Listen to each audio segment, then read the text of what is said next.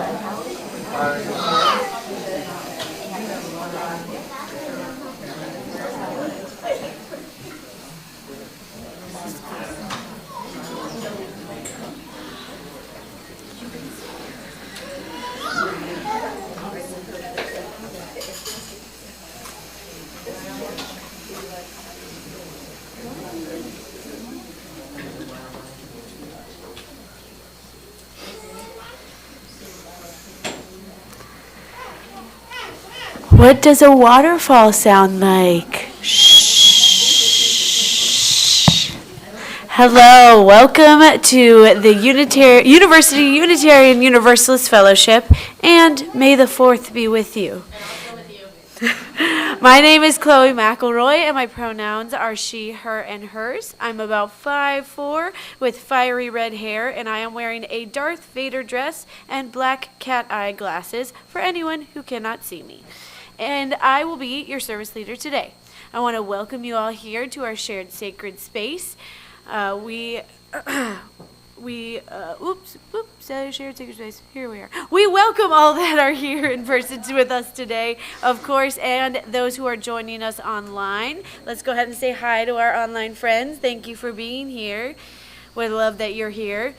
Please take a moment now to silence any of your noise-making devices. We want to make sure that, we're not interrupting anything with our noise-making doodads. All right, and then we are going to start today with committee moments. We welcome any committees with anything upcoming to come to the mic and share.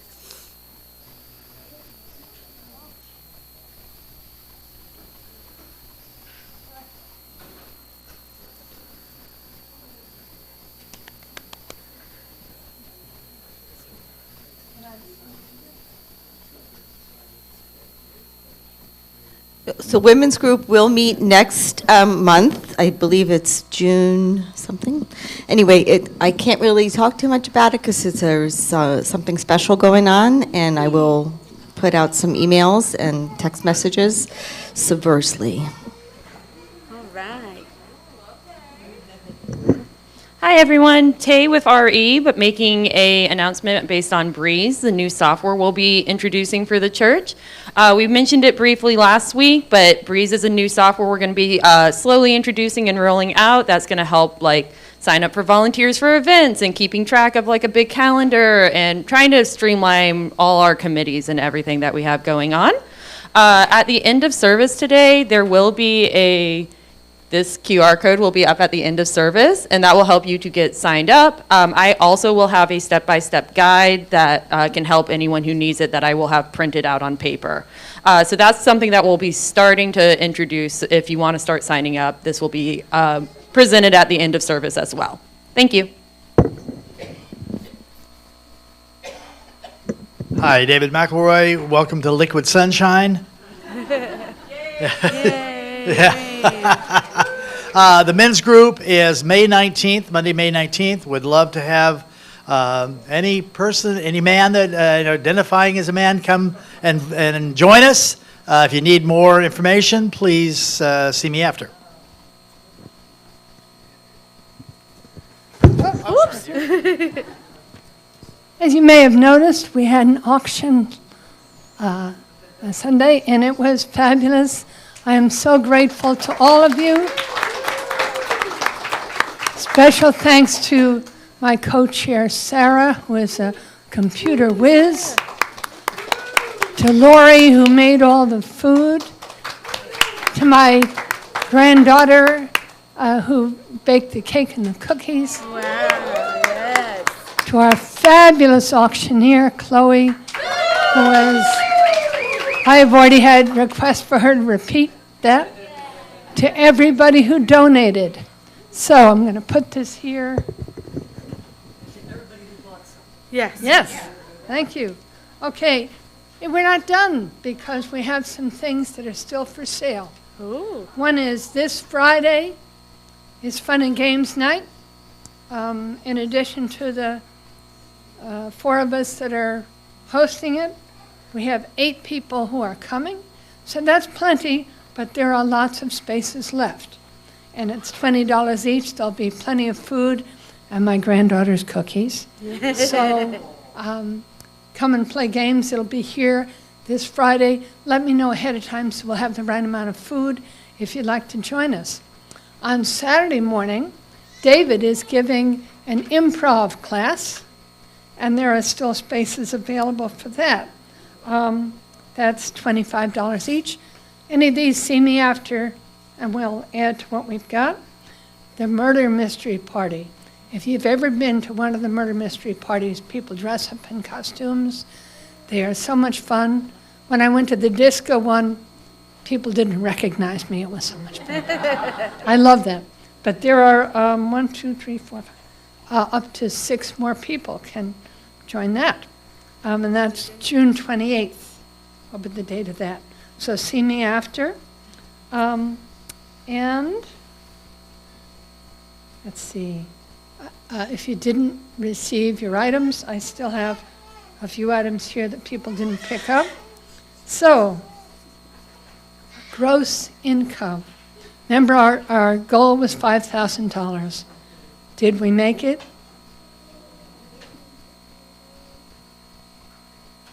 We have collected to date, not quite $5,000, but that means that we haven't collected it.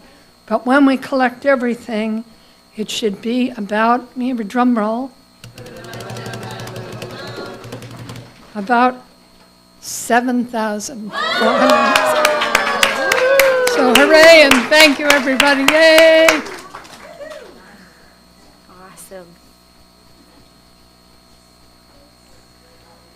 This will, Melanie and Martha from the finance team, and got a lot of sparks here. Yeah, so we wanted to thank everybody that has made their pledge. The link is still on the website, so if you still want to, if you haven't pledged, you still have time to do it.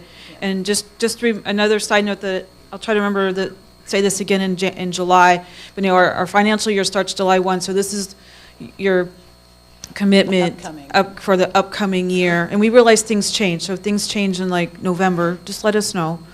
But just remember in July to go in, and if you're doing it automatically, to update if you need to. If it's the same, then that's no problem. But if you've changed it, then just remember July 1 to go into your banking info and update it.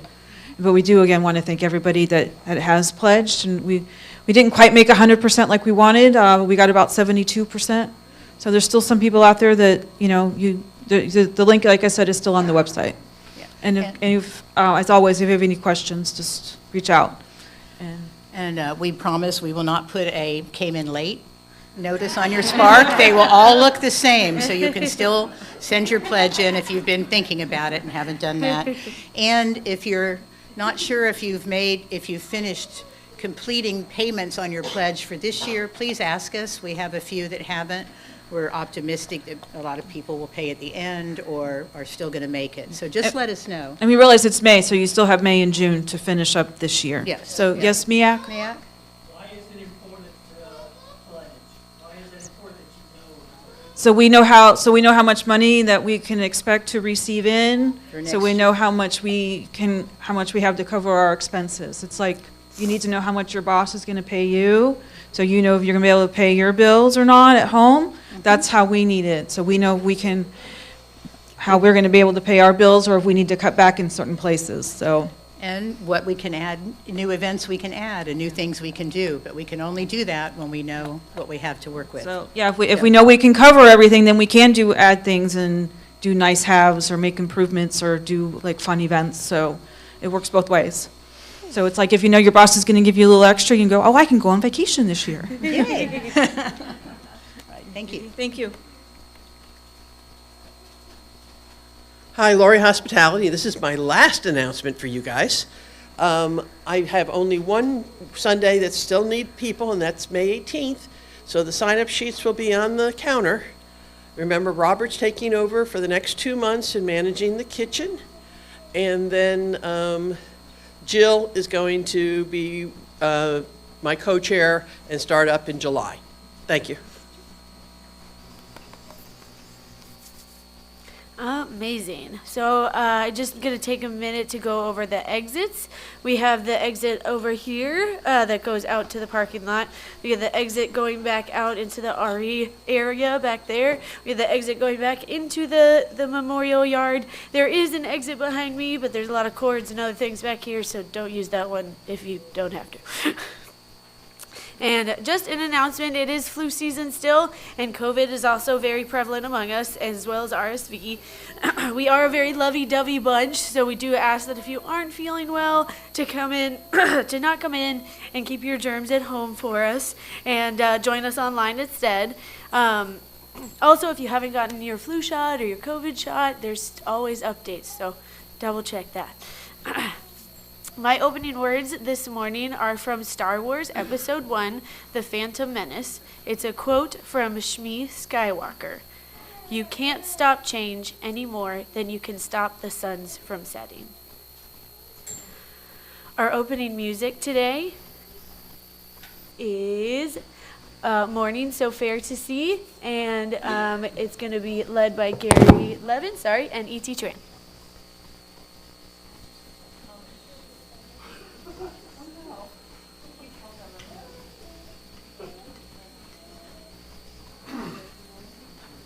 Okay, can you stand if you're willing and able, and Alyssa will... We got the wrong one, I guess. No, we'll do this one. Yes, we'll do this one for sure. So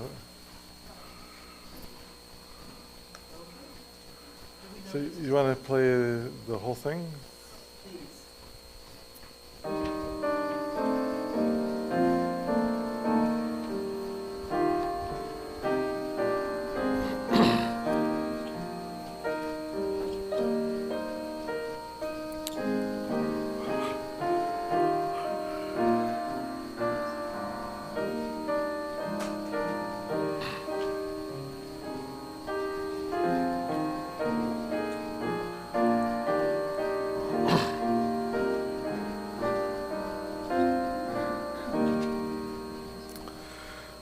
Morning so fair to see, night veiled in mystery, glorious the earth and resplendent skies.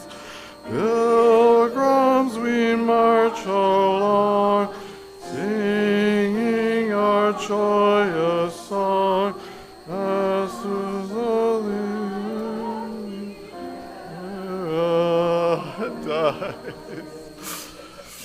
tall are the verdant trees, deep are the flashing seas, glorious each wonder the season bring.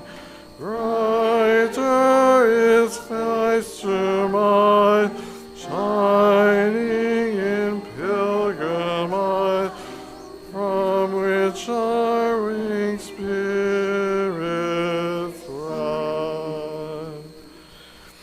Age after age we ride, 'neath the eternal sky, into the light from the shadow past. Still shall a pilgrim song, buoyant and brave and strong, reasons our life mountains last.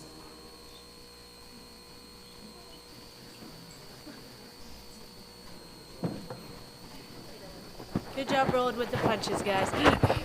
Oh, that's just okay. Alrighty, so yep, there we go. Our chalice lighter today is Addie. She is 5.5 years old. She uses she, her pronouns. And her big joy is that Jules is back. And I think I have to agree with Addie.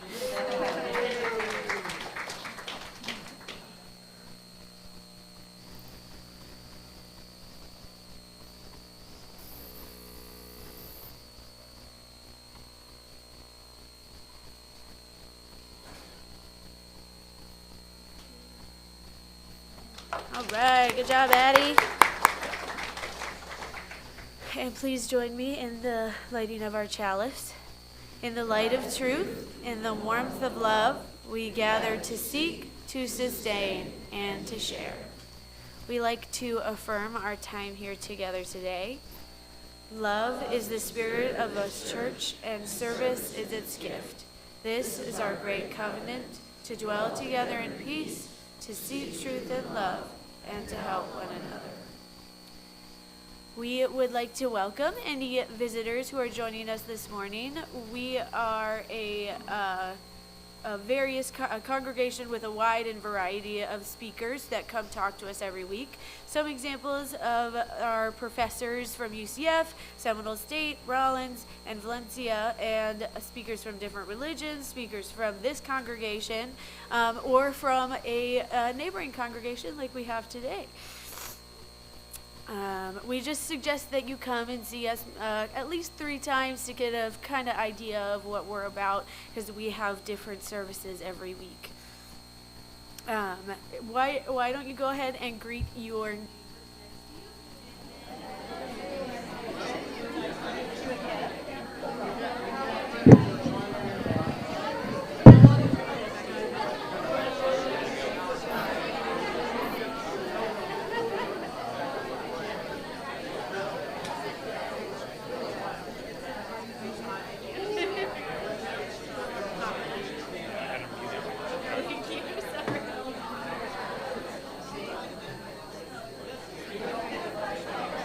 All right, what does a waterfall sound like?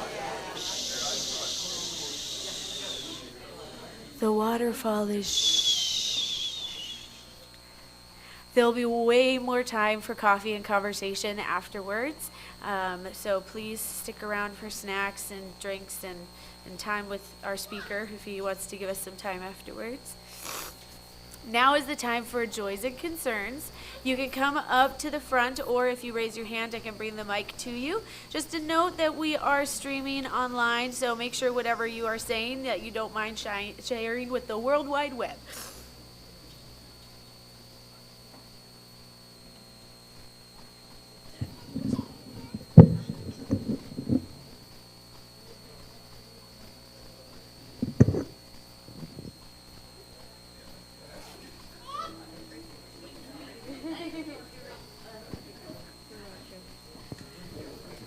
Hey, Ellie here.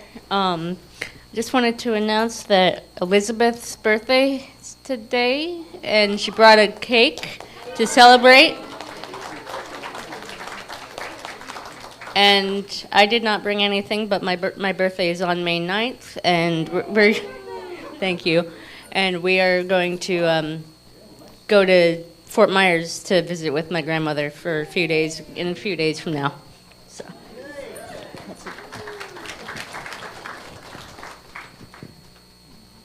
What's my joy? My joy is I ride my bike.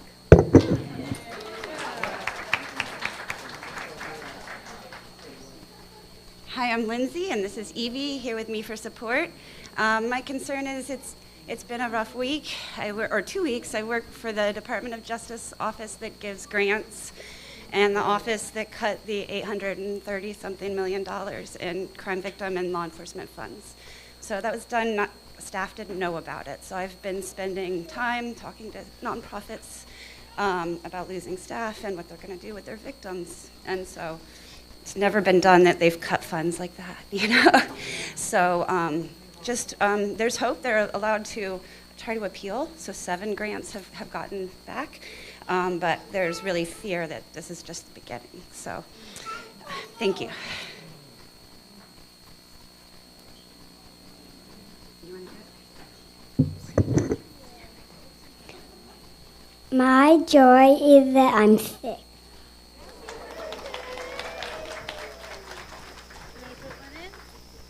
Good job.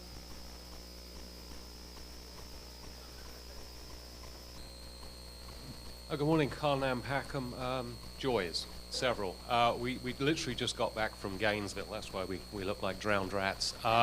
First joy is we survived 2 hours driving in this lovely, delicious rain that we're grateful for. No, the big joy, 3 days of celebrating the graduation of 2 of our girls. Fantastic. Really proud of them. Hopefully they're watching online. Yeah, great achievement. What's in their future?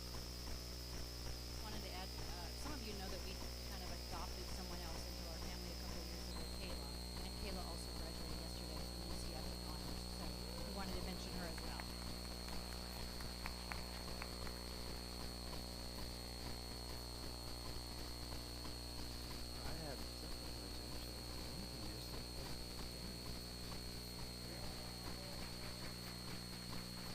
The other one is that my wife and I celebrated our 37th anniversary on Friday. May Day. We were married on May Day. And I just completed the first New Testament meditation course that I've done in 6 years. I'm sure it'd be more people there. And then I'm going to be leading a one-day meditation retreat at a yoga center in Apopka this Saturday, the 10th. If anyone's interested in relaxing throughout the whole day, it would be a great way to do that. Thank you. I wish you well. Hey everyone, may the 4th be with you today, Star Wars Day. I think Chloe might know, I'm not sure. Yeah. I'm not sure, she might know that it's Star Wars Day. Anyway, I just wanted to say that I'm really excited because I have 4 interviews this week. So may this unemployment journey end. Also, Joey wanted me to tell you that Jade went to her prom and had a great time, so danced her socks off, so yeah, and thanks Al.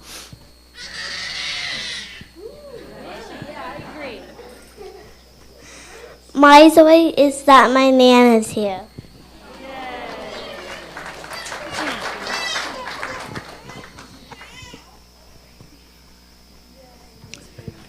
Hello, my name is Barry London.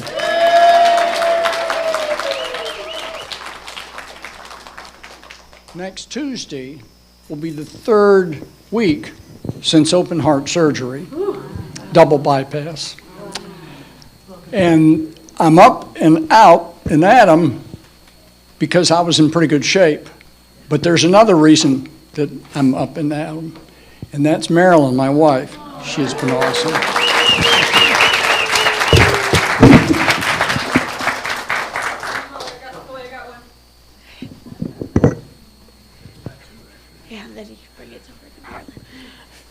And my joy is that Marilyn is back from her surgery as well.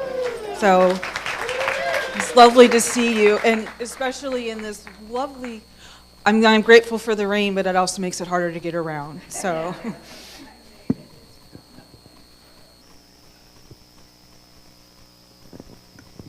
Marilyn Furmanek here, glad to be back again. I had surgery about 2.5 weeks ago.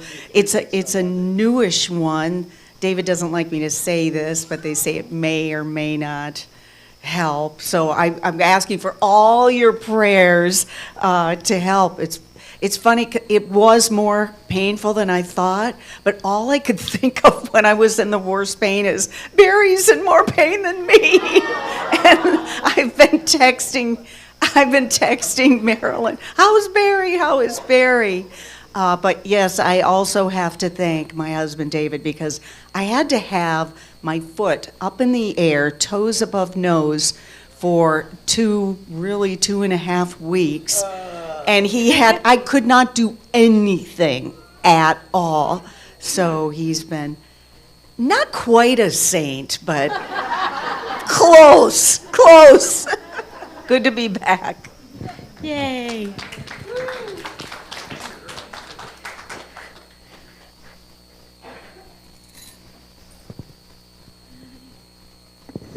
There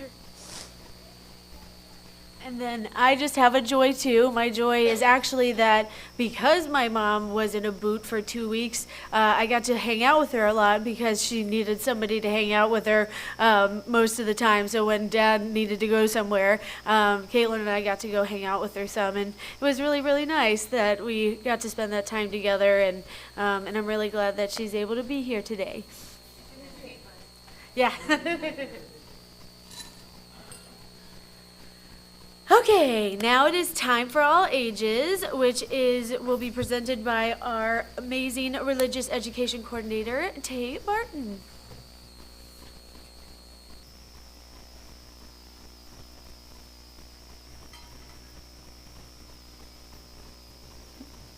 Hi, everyone. We are doing Greek mythology in RE right now, so I will be telling the Greek myth of Theseus and the Minotaur. Once upon a time, there lived a king named Minos. King Minos lived on a lovely island called Crete. King Minos had everything a king could possibly want. Now and then, though, he was bored, so he would send his navy to the tiny village of Athens across the sea. The king of Athens did not know what to do. He was desperate. He figured he had some time. He could build a strong navy and strong enough to send King Minos packing the next time he attacked Athens. The king of Athens offered King Minos a deal. If he would not attack Athens for 9 years, Athens would send 7 boys and 7 girls to the island of Crete to be put in the labyrinth with the awful monster that King Minos kept as a pet, the dreaded Minotaur. The Minotaur lived at the heart of a maze on the island of Crete. King Minos loved that old monster. In this way, his beloved monster could look forward to a special treat every 9 years or so. King Minos took the deal. Although Athens did build a navy, King Minos did not attack as the king of Athens had expected. In fact, King Minos kept his word, and now it was time for Athens to keep theirs. Everyone in Athens was crying. Prince Theseus of Athens, the son of the king, knew the importance of keeping your word. He knew a deal was a deal, but he was also quite sure that it was wrong to send small children to be left with a monster. Prince Theseus told his father that he was going to Crete as the 7th son of Athens, and he was going to kill the Minotaur and end the terror. His father begged him not to go, but the prince took the place as the 7th Athenian boy, along with 6 other Athenian boys and 7 Athenian girls. When the prince and the children arrived on the island of Crete, King Minos and his daughter, Princess Eridine, came out to greet them. Princess Eridine did not say anything, but her eyes narrowed thoughtfully. Late that night, she wrote the prince a note and slipped it under his bedroom door. Dear Theseus, I am a beautiful princess, as you probably already noticed. I am also a very bored princess. Without my help, the Minotaur will surely defeat you. If I help you kill the monster, you must promise to take me away from this tiny island so that others can admire my beauty. If you are interested in this deal, meet me by the gate of the labyrinth in 1 hour. Yours very truly, Princess Eridine. Prince Theseus slipped out of the palace and waited patiently by the gate. Princess Eridine finally showed up. In her hand, she carried a sword and a ball of string. She gave the sword and ball of string to Prince Theseus. Hide these at the entrance of the maze. Tomorrow, when you and the other children from Athens enter the labyrinth, wait until the gate is closed and tie the string to the door. Unroll it as you move through the maze. That way you can find your way back again. The sword, well, you know what to do with the sword.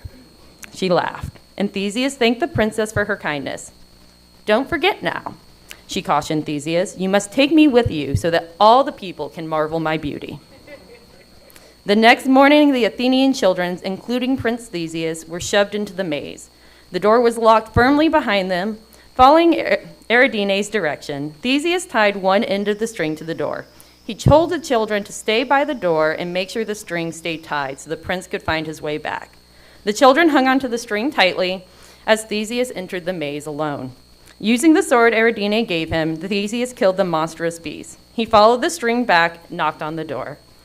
Princess Eridine was waiting. She opened the door, and without anyone noticing, the prince, the children of Athens, ran to the ship and sailed away quietly.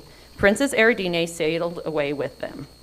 On the way home, they stopped for supplies on the tiny island of Naxos. Princess Eridine insisted on coming ashore. There was nothing much to do on the island. Soon she fell asleep. All the people gathered to admire the sleeping princess. Theseus sailed quietly away with the children of Athens and left her there sleeping to admire her beauty. After all, a deal is a deal. Thank you.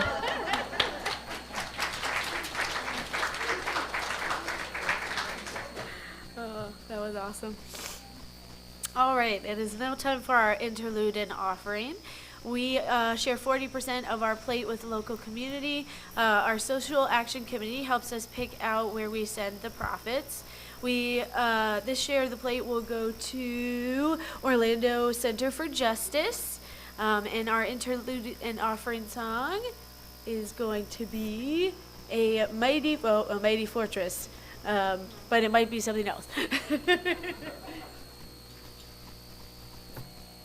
So first, I want to just apologize for the first hymn. I selected a hymn, and I forgot what I selected, and I selected another one without realizing it, and Alicia played it cold, with no rehearsal whatsoever. So we have an amazing pianist.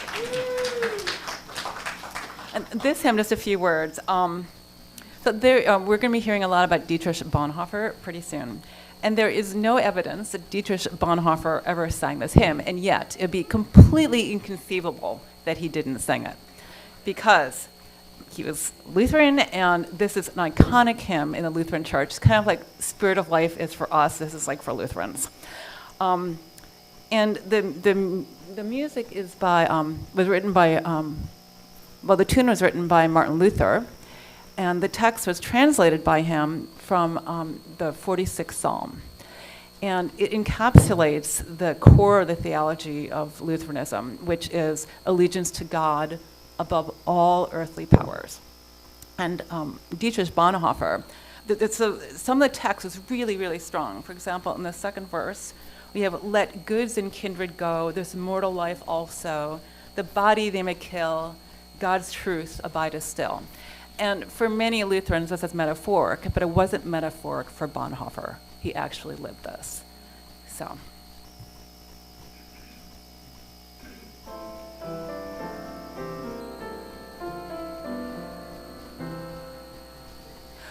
Almighty fortress is our God, our bulwark never failing. Our help, our shut amid the flood of mortal is prevailing. For thee, our ancient foe, doth seek to work us woe, with craft and power great, and armed with cruel hate. On earth is not his equal. God's word above all earthly powers, no thanks to them abideth. The Spirit and the gifts are ours, through God who with us sideth.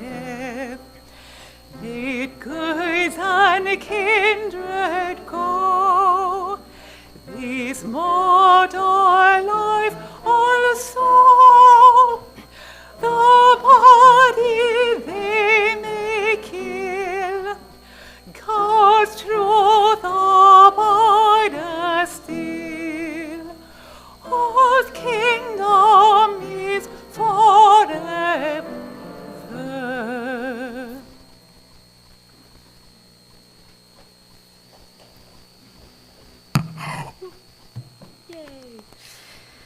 All right, it is time for the children's recessional. Children are always invited and encouraged to stay in service if they so please, but if they want to exit now, we will sing them out. We love you and bless you and send you on your way. We love you and bless you today and every day. today for our service, I want to introduce Dan Gribbin. He is a retired professor of English who taught for more than 25 years at Ferrum College in Virginia, and then for several years at UCF. He serves the Unitarian Universalist Congregation of Ormond Beach as a co-chair of the worship committee. Dan and his wife live in Daytona Beach Shores. His retirement activities include performing folk music, photographing shorebirds, and writing fiction. His volume of short stories entitled Fast Friends is coming out this month. We welcome up Dan Gribbin.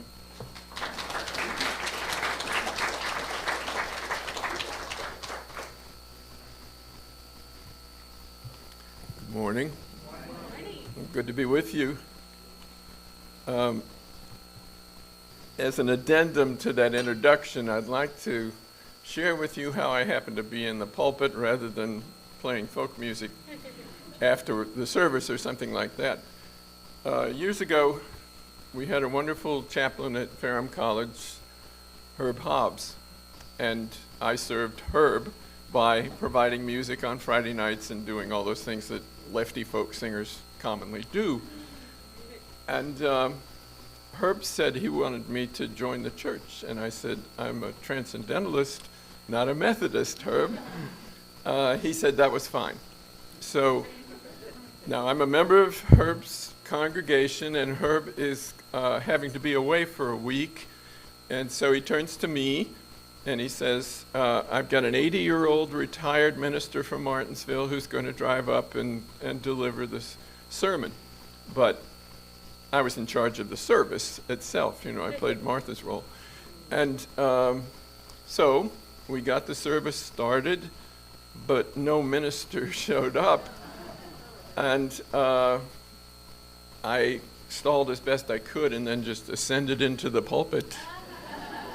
And I did what an English teacher would do. I taught about a story that I thought was worthwhile, Flannery O'Connor's story called Revelation, in which a sanctimonious white woman gets taught a little bit about what it means to respect other people who might be different in color or otherwise to her. And so after speaking of Mrs. Turpin that morning, I noticed we had a mixed race couple in front of me and the parents of the young man who was black. They loved the sermon. And Clark, Martha knows Clark, on the way out, Clark said, I'm from Brunswick, Georgia. I've heard Methodist ministers talk throughout my life. He said, I never heard any of them address racism in the pulpit. So as Clark and I stepped out into the sun from the sanctuary, there comes our 80-year-old retired Methodist minister.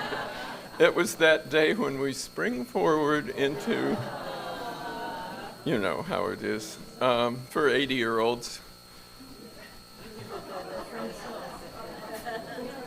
Full disclosure, I turned 80 a week ago yesterday. So, glad to be with you. I'm going to offer one paragraph, one short history lesson to talk to you about who the Bonhoeffers were in Germany, and then we'll talk about Dietrich. So the longest period of peace in modern European history lasted from 1871 until the end of the Franco-Prussian War. That was the end of the Franco-Prussian War, until 1914 with the outbreak of World War I. So that was 40 years of peace. That's the good news. The bad news is that the French deeply resented the loss of Alsace and Lorraine. So they were more than happy to go to war in 1914 in hopes of regaining their territory. So they went to war with Germany, and Germany was actually a loosely confederated group of princedoms and states, but they consolidated under Bismarck for that war. And they had great success. During that 40 years, they industrialized, and but by 1914, they had developed weapons, as had the West. that were capable of just tearing human bodies apart, machine guns, tanks, and so on. So that was the first war in which that kind of weaponry was being used. So a large percentage of an entire generation of young men in Europe died in that war. In 1906, a son was born to one of those prosperous German families that wasn't really even affected much by World War I, the Bonhoeffers. And they named the little boy Dietrich. He grew up a brilliant young man who would become one of the leading theologians of his generation. Now we're talking about the Lutheran Church here. The catch is that he ended up defying the way theology was practiced in Germany up to that point, and established a much more personal approach to Christianity. He called it the confessing church. And because the Lutheran Church would eventually identify with Hitler, do you hear any echoes here of our current situation? Because the Lutheran Church almost totally identified with Hitler,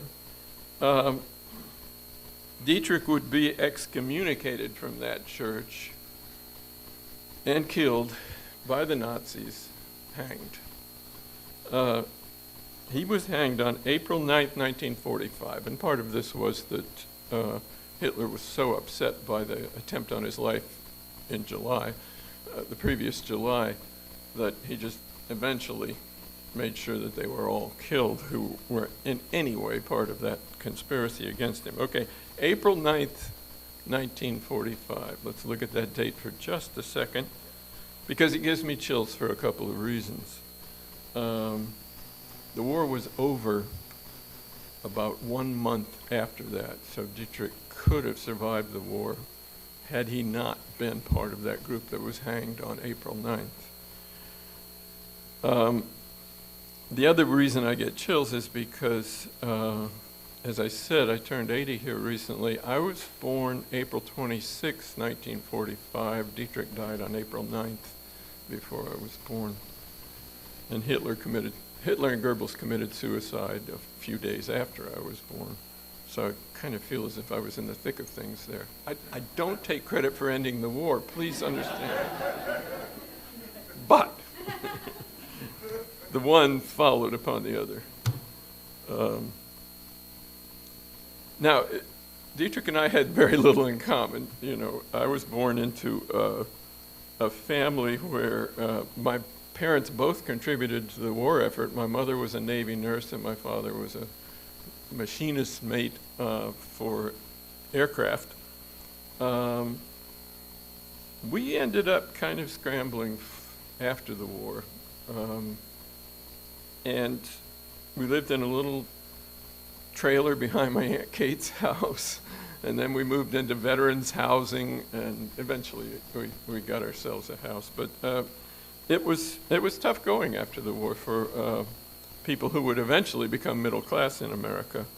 The Bonhoeffers, on the other hand, enjoyed a cultivated lifestyle that included a summer home in the mountains, box seats at the opera, and a mind-boggling level of expenditure that, when extrapolated to the larger culture in the years prior to World War II, raised one big question.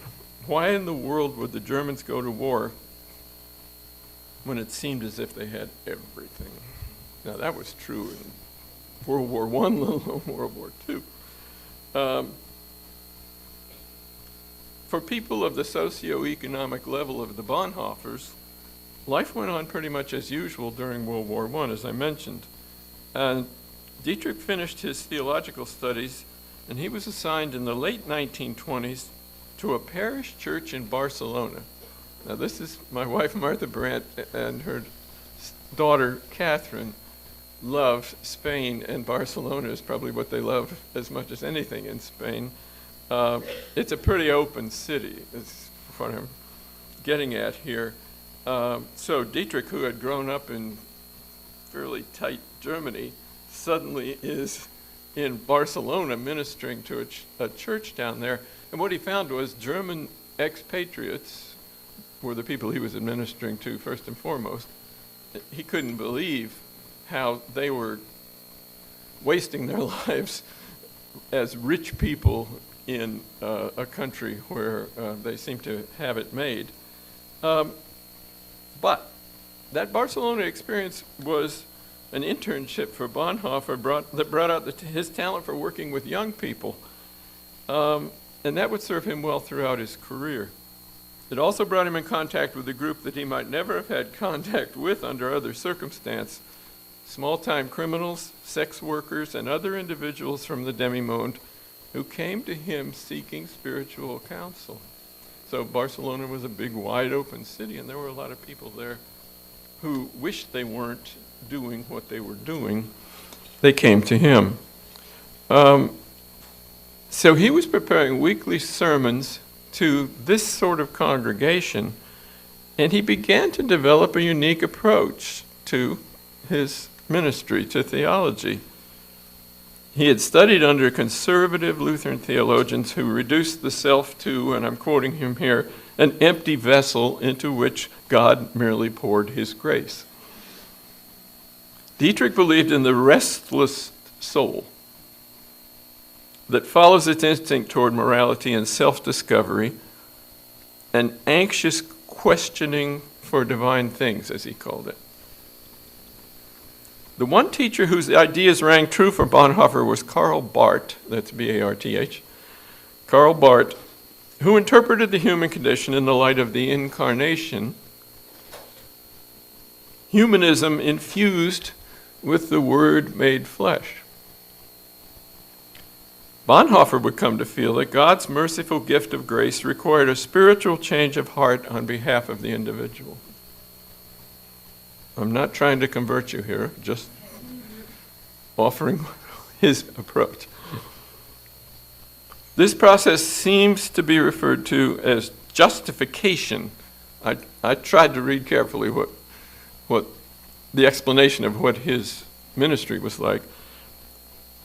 In theological circles, justification seems to mean that the individual justifies God's confidence in him, or her, by showing that the gift of grace has transformed the individual into a spiritual questor. Now, there's going to be a quiz afterwards, so, listen up. In 1931, Dietrich took advantage of an opportunity to study in America at Union Theological Seminary. Dante, let's go to, there he is working with young people, and we can go ahead because I'm going to talk about Niebuhr in a second. Okay, so Reinhold Niebuhr was on the faculty at Union Theological Seminary in New York. Now, Dietrich was totally disdainful of the theological level of sophistication of the students at Union Theological Seminary. They just weren't at his level at all, and he was appalled by that. But Reinhold Niebuhr, one of his professors, impressed him mightily with his call for social action on behalf of workers devastated by the Great Depression. This is 1931.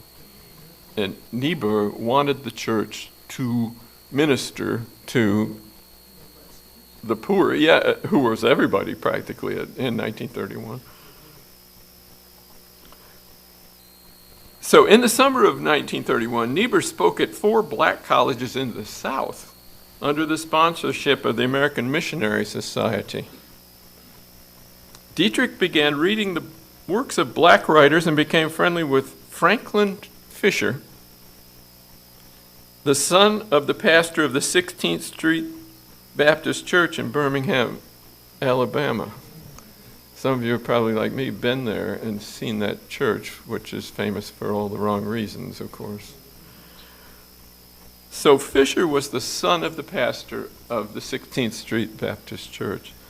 The younger Fisher was a pastoral intern at the Abyssinian Baptist Church in Harlem, which you might have heard of. An institution with an astounding, I don't know how many members are with your group, but about 100 for us. The Abyssinian Baptist Church had 7,000 7,000 worshipers. At that church, Dietrich came in contact with African American worship services and with the seriousness of an African American theologian, Adam Clayton Powell Sr. He had never seen such joy in worship or such a degree of participation in the services. He would have been glad to be here this morning, you know. As fate would have it, Adam Clayton Powell Sr. had recently undergone a change in emphasis in his ministry. He'd begun to dwell on Jesus as the one who wandered into distressed and lonely places to share the struggles of the poor as a friend and counselor. So this is Adam Clayton Powell moving among the poor. It sounds like Reverend Barber, you know. As he did with the ministry of Reinhold Niebuhr, Dietrich absorbed the practice of Adam Clayton Powell Sr. He taught a Sunday school class at Powell's church, as well as a Wednesday evening women's Bible study, and on one occasion he even delivered a sermon from the pulpit of the Abyssinian Baptist Church. He traveled also to Washington, D.C. with Franklin Fisher to meet other black writers and theologians. Then they took a long trip south with another friend, attending services in small African American churches. So on this trip to America, Dietrich Bonhoeffer had his eyes opened about Christian practice. All in all, Dietrich's year in America exposed him to what was missing in German theology, a grounding in everyday reality. Back in Germany, Dietrich locked horns with Karl Barth over Barth's contention that Christian theology bore no responsibility to change society. Dietrich, by that time, had been under Reinhold Niebuhr's guidance in particular, and then Adam Clayton Powell Sr., and they were both committed to serving everyone. Dietrich had now come to believe that the true Christian must receive Christ into his or her heart and proceed with the work of, and this is a quote, repairing the world in all its brokenness. His arguments with Barth were good-natured, but his dedication to a Christianity guided by the Sermon on the Mount set him on a collision course with the Nazis, as the latter group put more and more pressure on the Lutheran Church in Germany to declare its fealty to the Führer. Hitler ascended to power on January 30th, 1933. It's a very good date to keep in mind, the beginning of 1933. He immediately called for the removal of all Jews from civil service, including those Jews who had converted to Christianity. And the Lutheran Church accepted this idea. It's called the Arian paragraph. This was the first step toward what would come to be known as the final solution, which is the effort of the Nazis to wipe out all of the Jews. The church was in lockstep with Hitler, the Lutheran Church, as he pursued the ultimate descent into inhumanity. In the end, Dietrich was virtually alone among German theologians in denouncing the National Socialist captivity that the church had fallen into. By June of 1933, so that's 5 months after Hitler took over, most of Dietrich's colleagues and former classmates were card-carrying Nazis. In July, he received his first visit from the Gestapo. Again, just think about us today. His spiritual leadership of dissenters began during this period, but he did take the expedient step of accepting a post to minister to 2 Lutheran churches in London.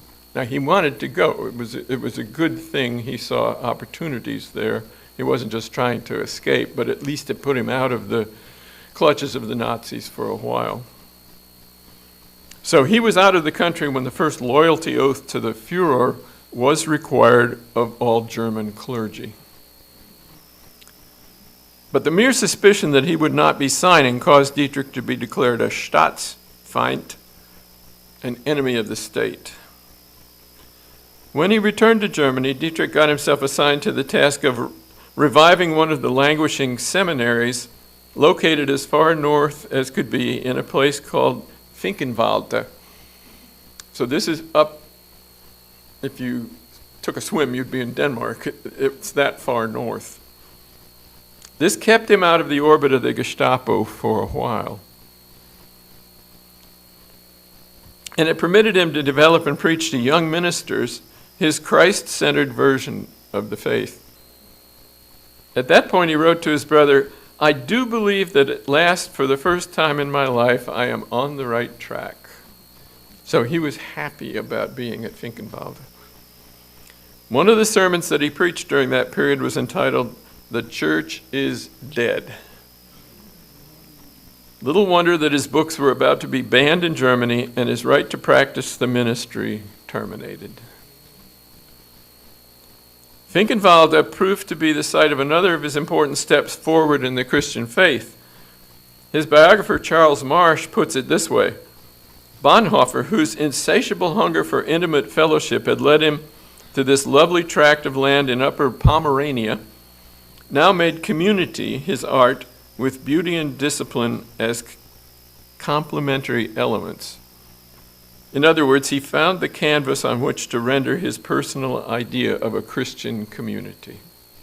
He established beloved community in Finkenwalde. It was also at Finkenwalde that Dietrich fell in love. Various people who write about his life tiptoe around the fact that he was probably bisexual, among the 23 young men in the first class at the seminary was Eberhard Bethge, a minister's son from rural Saxony.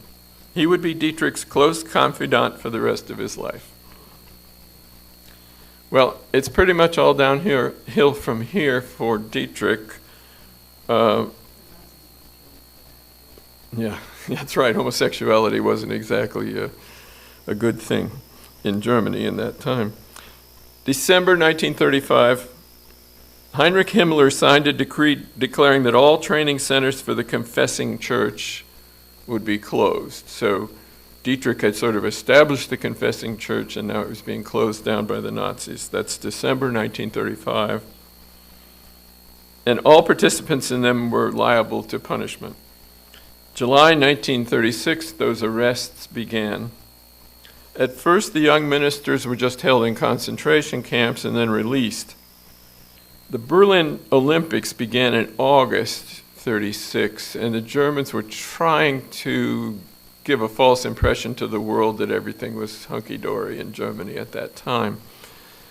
Goebbels ordered the most extreme and obvious practices of the Nazi Party against dissenters and Jews to be soft-pedaled that summer in order to ensure the best possible treatment of the party by the worldwide press. In February 1937, however, the real crackdown began. One of Dietrich's friends was executed for declaring himself a conscientious objector. Karl Barth was prudent in escaping to a teaching post in Switzerland. In February 1938, Dietrich made his first contact with the German resistance. The people he worked with were in a section of German military intelligence called the Abwehr. If you watch Hogan's Heroes, you get a little bit of this. Now, Kristallnacht was November 9th, 1938. Reading about it gives you chills because the police were told to turn the other way, and Jewish people's neighbors just went into their places and ransacked them and beat people and so on. Kristallnacht, November 9th, 1938. Dietrich actually slipped off to New York for 2 months in 1939 while his draft status was being finalized. But he returned to Germany in July, determined to do what he could to defeat the Nazis from within. He wrote to a friend during this period, he was taking each day as if it were the last, and yet living it faithfully and responsibly as if there were to be a great future.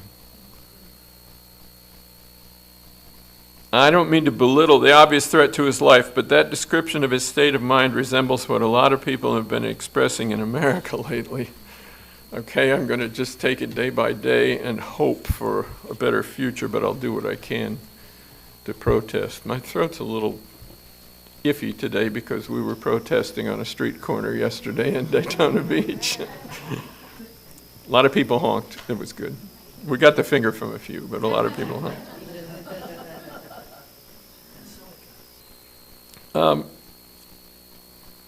Dietrich's theological attitude at this point is summed up in his statement that to find Christ, a person must become righteous, suffering for the sake of justice, truth, and humanity. He added that discipleship is the path to consummate humanness. You got to get out and do what you can. During this period, Dietrich was assigned to try to convince the English and American high commands that they should support the Abwehr in their efforts to do away with Hitler. But nobody in America and Britain would believe them, that there were people working against Hitler. So Dietrich was arrested by the Gestapo on April 4th of 1943. He did a lot of writing of letters from prison. At one point he said, "In the end, the world is summed up in a few people one wishes to see and with whom one wishes to be together." That's a sweet sentiment, isn't it? The world is summed up by a few people one wishes to see and with whom one wishes to be together. He felt that theology's task was to preserve the eternal mystery in a catastrophically demystified time. I'll quote him here: "Faith begins with simple, grateful praise of God as the mystery of the world, who exists beyond necessity and desire." He fervently believed that the church's word gains weight and power not through concepts, but by example. Well, as I mentioned then, on April 9th, 1945, Dietrich and 5 other members of the resistance were hanged. Though he was willing to die in the effort to oppose the Nazis, he believed strongly in peace, and once said that peace is the great adventure, but peace is not found via the way of security. He could have escaped to other places almost any time along the line. But I believe he did find peace. He certainly eschewed the way of security by returning from the safe haven in New York to carry out his part in what he hoped would be the liberation of his country from the grip of evil. There's an old joke about a person having the confidence of a Christian holding 4 aces. You might have heard that. But I think we all know that real confidence, real courage, requires a lot more of us than drawing a lucky hand at poker. Real courage requires action in the face of withering uncertainty. Dietrich Bonhoeffer gave us a shining example of that kind of courage and daring. I mentioned earlier that he died the month I was born. I hope when my time comes to die that I'm able to say that in some small way I've been worthy of carrying the torch of enlightened humanity that he, in a sense, handed to me that month. I'm really happy to have been with you this morning, and I hope that that message carries through.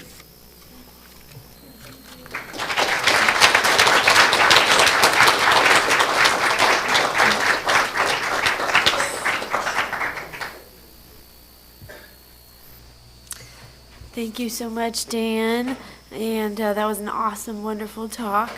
We're now going to extinguish our chalice. We extinguish this flame. But not the light of truth, nor the community, or the fire of commitment. These we carry in our hearts until we are together again. Our closing music today is For All the Saints. It's going to be led by Janet and E.T., and the congregation will also sing.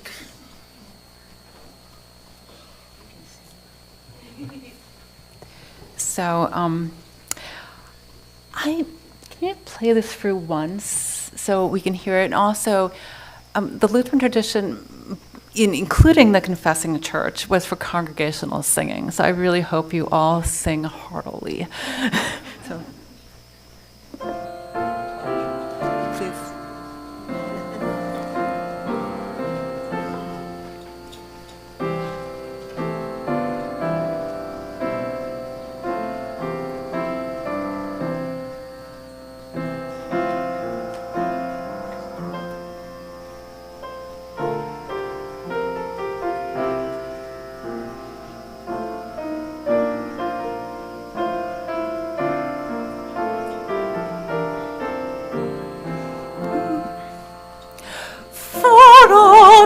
Saints who from their labors rest, worthy by faith before the world confessed.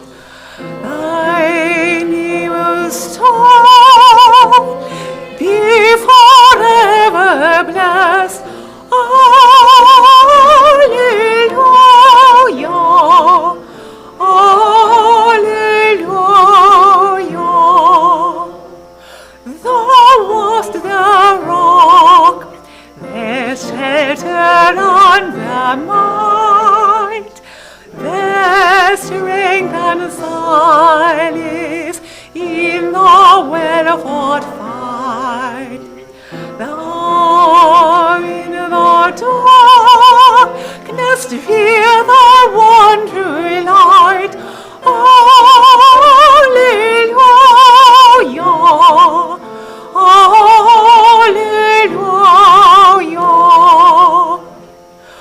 And when the strife is fierce, the conflict long, seize on me the distant triumph song. And as I breathe again and arms are strong, alleluia, alleluia.